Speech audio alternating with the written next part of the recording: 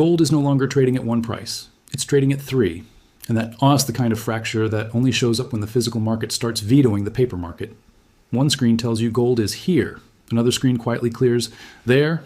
And the moment you ask for metal you can actually receive, the number jumps again like the market is charging a toll just to tell the truth. And the conflict is immediate because the loudest voices will insist nothing is happening. They'll say it's just different feeds, different contracts, normal noise, don't overthink it. But 3 simultaneous prices aren't noise. They're a stress test. And if you understand what's creating the spread, what it forces dealers, funds, and refiners to do, you'll know what to watch over the next 1 to 2 weeks, the levels that matter, and the line that, if crossed, changes the math. Here's the clean way to frame it without getting lost in the weeds. The first price is the headline price, the one you see on a futures screen or a spot reference. It's the price of exposure. It's liquid. It's fast. It's the price you can trade with a click. The second price is the wholesale clearing price. Okay, but what's the real cost to source size in the professional market price, where large bars, financing, and settlement conventions matter? That's the price of access. And the third price is the delivered price. Can you actually get it into your hands, into your vault, into your jurisdiction, on your timeline price? That's the price of availability. Those 3 can usually be stitched together by arbitrage, by the simple logic that if something is cheaper over here than over there, someone buys here, sells there, and the gap closes. But when the gap doesn't close, when it stays open or widens, you're not watching a normal market anymore. You're watching a market where the glue is failing, and that's where the real pressure starts. Now, before anyone tries to dismiss this with a shrug, remember what gold actually is in the financial system. Gold isn't just a commodity. It's collateral. It's a balance sheet asset. It's a cross-border settlement option when trust thins out. And when a collateral asset starts printing multiple prices, it's not just a gold thing. It's a signal about stress in the pipes that move liquidity around the world.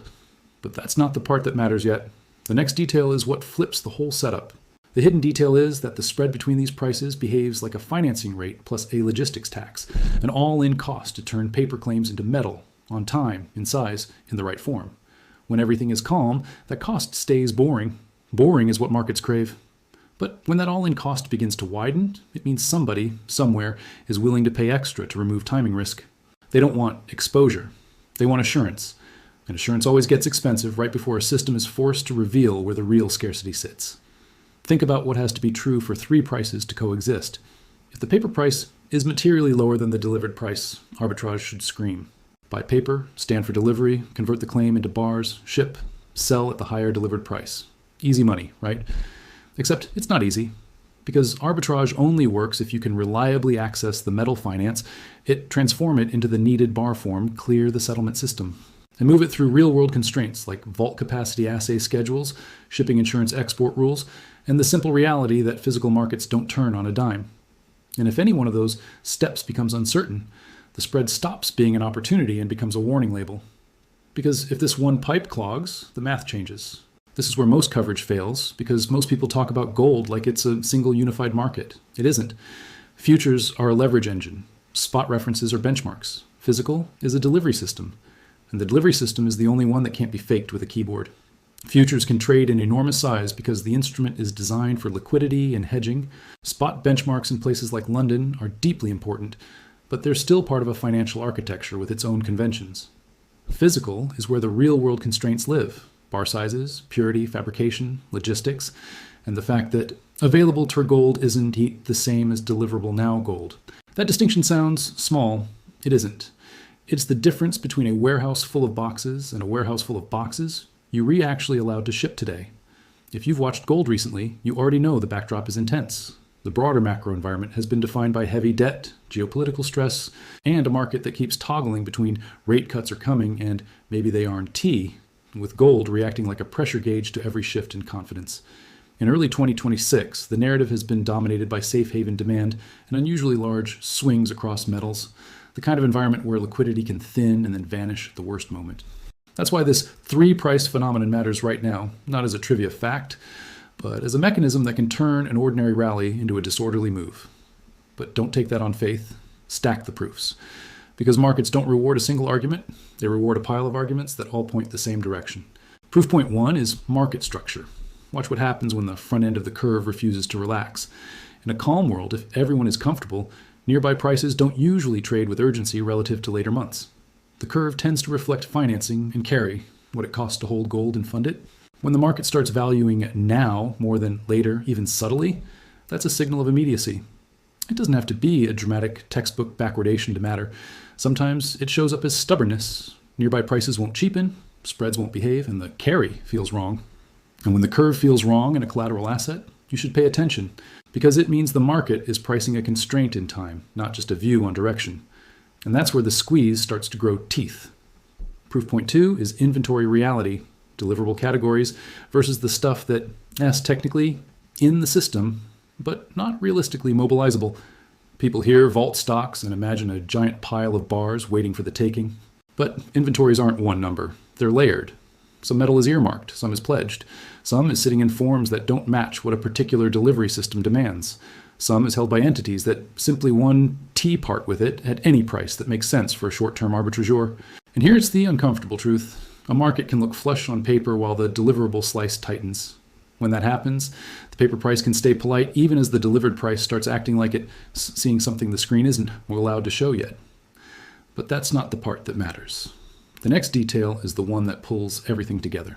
Proof point 3 is global arbitrage pressure. Regional premiums act like magnets. If one region consistently pays up for physical, it becomes a vacuum. It pulls supply through the chain, refiners, banks, logistics, vault operators. In a smooth world, the vacuum gets filled and premiums normalize. In a stressed world, the vacuum doesn't get filled fast enough, and premiums become persistent. Persistent premiums are not just demand. They're evidence that the plumbing is operating under constraint. And when that plumbing is constrained, the spread between paper and physical stops being a curiosity and becomes the market's dishonest message. The price you see is the price of a promise, not the price of the thing. And if that promise starts trading at a discount to the thing, the market is telling you which one it trusts more. Proof point 4 is institutional flow behavior. Watch how large pools of capital behave when the narrative becomes volatility plus uncertainty. Some of that flow goes into exchange-traded products for convenience, yes. But in periods of deep stress, the conversation shifts toward allocation quality. Allocated versus unallocated, jurisdictional preference, custody preference, settlement preference. Institutions don't talk about it on TV. They talk about it in risk meetings. And the moment those conversations tilt toward reduced counterparty dependence, you start seeing exactly what a three-price gold market reflects. The cost of certainty rises. The market isn't just bidding gold, it's bidding the right kind of gold, in the right place at the right time with the fewest strings attached. And that's where the real pressure starts. Proof point 5 is the street symptom layer. When the physical market is tight, the symptoms are almost always the same, even if nobody admits it outright. Quotes get weird. Bid-ask spreads in retail widen. Premiums stop behaving like normal markups and start behaving like rationing mechanisms. Lead times stretch. Certain products become call for pricing. And in wholesale channels, you see a quiet version of the same thing. Terms change, collateral haircuts shift, and the willingness to commit to delivery windows gets cautious. Those aren't headlines. They're tells. They're what the physical market looks like when it's under stress. But that's still not the trapdoor. The trapdoor is the mechanism that can turn this into a fast move even if the underlying demand hasn't changed overnight. Let's talk about how a small change in price can create forced buying. Options, dealers, gamma. This is the part people either overcomplicate or skip. And it matters because it can explain why gold sometimes feels like it has a hidden engine. When a lot of options are clustered around certain strike levels and price moves into those zones, the dealers who sold those options have to hedge. They hedge by buying or selling the underlying exposure. That hedging flow can be mechanical, not discretionary. So if price pushes up through a strike cluster, dealers may have to buy more as price rises, not less. That's reflexivity. That's the market chasing itself. And when liquidity is thin, when fewer sellers are willing to fade the move, that mechanical demand can punch through levels that looked too obvious on the chart. Then everyone who waited for a pullback gets none. Then the narrative flips from overbought to shortage, and that's when people start saying the move came out of nowhere. It didn't. It came out of structure. Because if this one level breaks, the math changes. Now layer that option's reflexivity on top of a three-price physical split. If paper exposure is being pulled higher by hedging flows at the same time the delivered market is demanding a premium, you get a dangerous alignment. Paper pushes up, physical refuses to come down, and the spread becomes a billboard that says, do not lean against this. In a normal market, a paper spike can be sold because metal can flow and calm the move. In a stressed market, the paper spike can become the catalyst that forces shorts and hedgers into a corner, while the physical system can respond fast enough. That's how you go from three prices to one price higher, and it happens faster than people think. But don't get hypnotized by the bullish version only. Staying credible means mapping what could stop it. There are clean ways for three prices to collapse back into one without fireworks. Liquidity can return, funding can ease, a regional premium can compress if supply arrives or demand cools. Risk managers can raise margins, forcing leveraged longs to reduce exposure, dragging the paper price down toward the physical reference rather than the physical rising toward paper. And sometimes the market simply moves from panic to boredom as soon as the calendar pressure passes. This is why you never treat a structural signal like a guarantee. It's a probability shift, not a promise. And the market will absolutely whip around violently even if the thesis is correct. That, all we guess, the cost of participating in a market that DeWink's also a stress barometer for the global system. But that's not the part that matters. What matters is the timing, the calendar, because the calendar is where catalysts hide in plain sight. Right now, the calendar setup is exactly the kind that can turn a plumbing issue into a price event. Earlier liquidity can be deceptive. Some desks are coming back online, positioning is being rebuilt, and the market is still digesting year-end allocations. That's one layer. Another layer is the rhythm of options and futures settlement cycles, where certain windows concentrate hedging flows and delivery decisions. Another layer is policy uncertainty, rates, currency stress, geopolitical developments, where a single headline can shift risk appetite and force a scramble for hedges. Put those together, and you get a market that can gap, because there's not enough resting liquidity to absorb a surge of orders. And when gold gaps, it doesn't politely retrace. It snaps. It forces behavior. It punishes anyone trading with emotion instead of structure. And that's where the real pressure starts. So how do you protect yourself psychologically in a market like this? Because this is the part that separates people who build wealth from people who become liquidity for someone else. The market's job is to make you act at the worst moment, even when your underlying idea is right. It will do it with whipsaws. It will do it with headlines. It will do it with sudden dumps that feel like the top is in right before the move continues. And it will do it with sudden pumps that feel like I'm going to miss it right before a pullback resets the trade. The antidote is to stop treating every tick as information. Separate trend signals from noise. Trend signals are structural.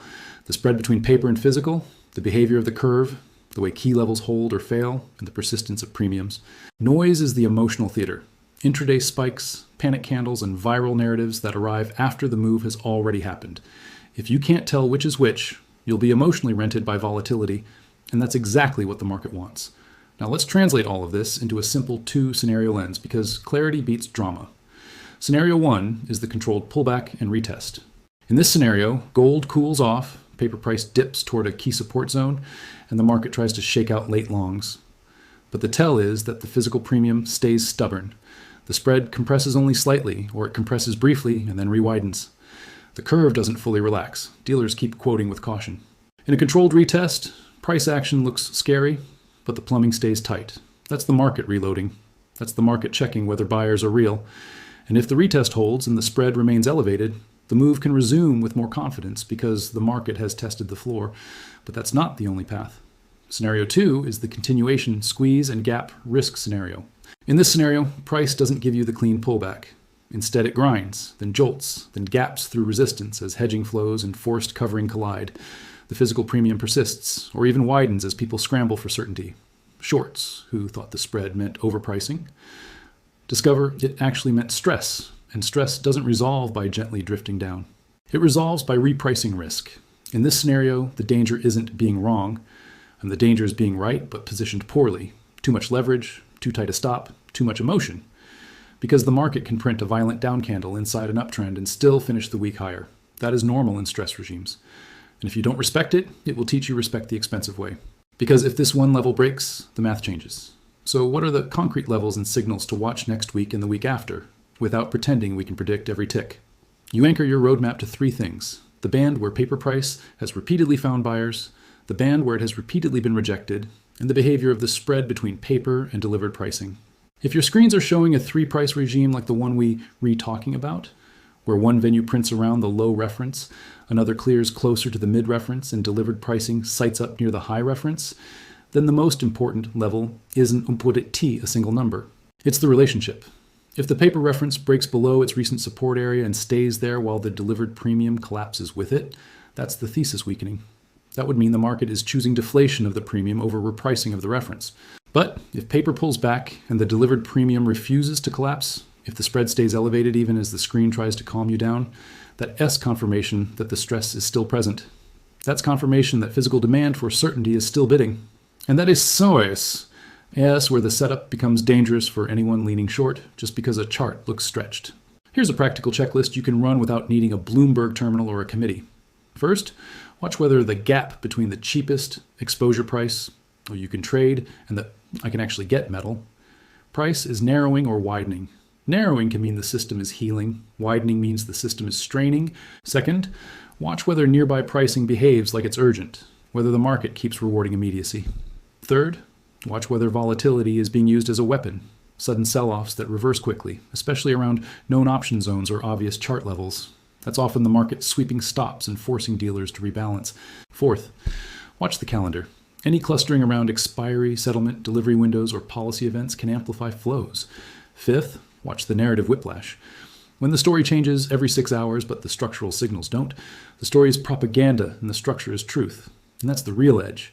Now, let's address the institutional skeptic in the room, the person who says, if there was real stress, wouldn't everyone be talking about it? No, because institutions don't broadcast plumbing issues while they're managing them. They manage first. They explain later. And when they do explain, it's usually in sanitized language.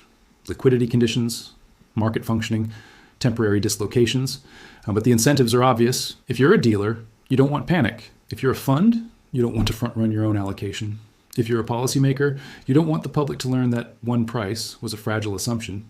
So the market speaks in spreads, in term structure, and premiums, and weird quotes. It speaks in symptoms. And those symptoms are speaking right now. Still, this is where you keep your feet on the ground. This is not a promise of straight line upside. This is a description of a regime where price can whip violently because the market is juggling exposure, settlement, and availability. In a regime like that, you measure your confidence by how the structure behaves, not by how exciting the candles look. If the spread collapses decisively and stays collapsed, that's a major invalidation signal for the physical veto story. If the curve relaxes and nearby urgency fades, that's another. If premiums normalize and lead times shorten, that's another. But if those Danti happen, if the market keeps charging a toll for certainty, then every dip becomes less about cheapness and more about, can the system relieve pressure fast enough? And that's where the real pressure starts. So what's the payoff? The payoff is that you stop being surprised by moves that shouldn't happen. If gold is trading at 3 prices, the market is telling you the distribution of risk is changing. The screen price is no longer the whole truth. It's the easiest truth. The delivered price is the hard truth, and the spread between them is the stress gauge. If you watch that gauge over the next week or two, you'll see the next move before the headlines have language for it. You all see whether this resolves as a controlled retest, shakeout, then continuation, or as a squeeze at gap risk and forced buying. You'll know what would weaken the thesis, you'll know what confirms it, and you'll know where the real battle is, not in the loud number, but in the quiet gap between promises and metal. And one more thing, because this matters for anyone building real conviction. Don't let volatility turn you into someone you don't recognize. The market will try to pull you into tribal thinking, bull versus bear, believer versus skeptic, because tribal people are predictable, and predictable people are profitable to trade against. Stay structural, stay mechanical. Ask what the move forces participants to do. Ask what changes in the plumbing. Ask what the calendar demands. If you can do that, you're not just watching gold, you're reading the system. Near term, keep it simple. If the market gives you a pullback, watch whether it's a normal retest or a genuine breakdown by monitoring whether the premium and spread collapse with it. If the market refuses to pull back, don't chase the adrenaline. Watch for the signs of forced buying around key strike zones and thin liquidity windows. Either way, your edge isn't prediction, it's preparation. And if you want to be part of the small group that doesn't, to get emotionally harvested every time the tape gets violent. Stay close to the community that thinks in mechanisms, not memes, because that's how you survive the shakeouts and still catch the real move when it finally shows its hand.